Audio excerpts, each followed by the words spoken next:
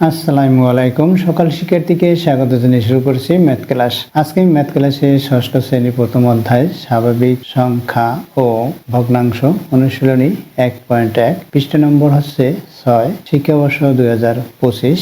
দেখো এখানে প্রথম অধ্যায়ের অনুশীলনী 1.1 এর 1 নম্বর অঙ্কের 6 নম্বর নিচের সংখ্যাগুলো অঙ্কে লেখো। এখানে 55,03,538,000 এটা আমরা অঙ্কে লিখব। তাহলে লিখি, যা দেওয়া আছে প্রথমে তুলে নেই। নম্বর ঝ দেওয়া আছে, দেখো এখানে কি দেওয়া আছে, 55,03,1,05,38,000 এটা দেওয়া আছে। দেখো এখানে বিলিয়ন, মিলিয়ন, হাজার এটা লেখা, সুতরাং এটা আন্তর্জাতিক নিয়মে কথায় লেখা। তাহলে দেখো কিভাবে লিখতে হবে। প্রথমে একক, দশক, এককে এ, দশকে দ, শতকে শ লিখি।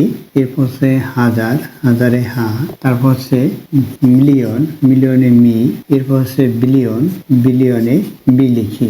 দেখো এখানে 55 বিলিয়ন, অর্থাৎ এই যে বিলিয়ন, এই যে মিলিয়ন, হাজার, এগুলো সাধারণত আমরা ডান দিক থেকে 3 অঙ্ক পরে বাম দিকেও 3 অঙ্ক পরপর কমা দিতে হয়। সুতরাং প্রত্যেকটি যে স্থানীয় অঙ্ক, যেমন হাজার, মিলিয়ন, বিলিয়ন, এটায় 3টি করে অঙ্ক বসবে।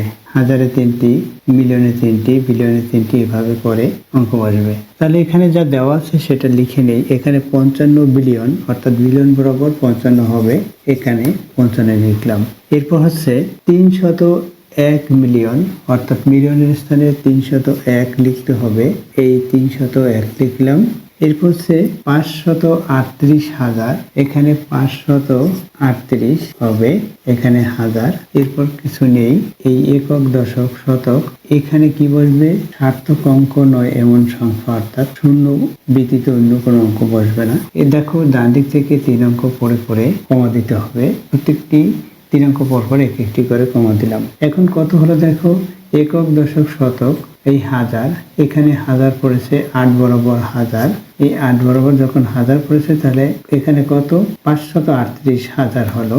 এখানে মিলিয়ন, এখানে যখন 538 পড়েছে, এখানে মিলিয়ন, এই 1 বরাবর মিলিয়ন পড়েছে, একক, দশক, শতক, অর্থাৎ 301 মিলিয়ন, এখানে 55 বিলিয়ন। তাহলে লিখি সংখ্যাটি অঙ্কে লিখে, যেহেতু এখানে সংখ্যা বলেছিল সুতরাং আমরা সংখ্যা উল্লেখ করতে পারি। সংখ্যাটি অঙ্কে কত, এখান থেকে আমরা লিখতে পারি 55,301,538,000 একক, দশক, শতক অঙ্কে সার্থক অঙ্ক নয় এমন অঙ্ক বসালাম। এটা হলো। দেখো এখানে ডান দিক থেকে 3 অঙ্ক পর পর কমা দেওয়া হলো, অর্থাৎ 55,301,538,000। কিভাবে লিখতে হয়, সাধারণত 3 অঙ্ক পর পর কমা দিয়ে লিখতে হবে ডান দিক থেকে।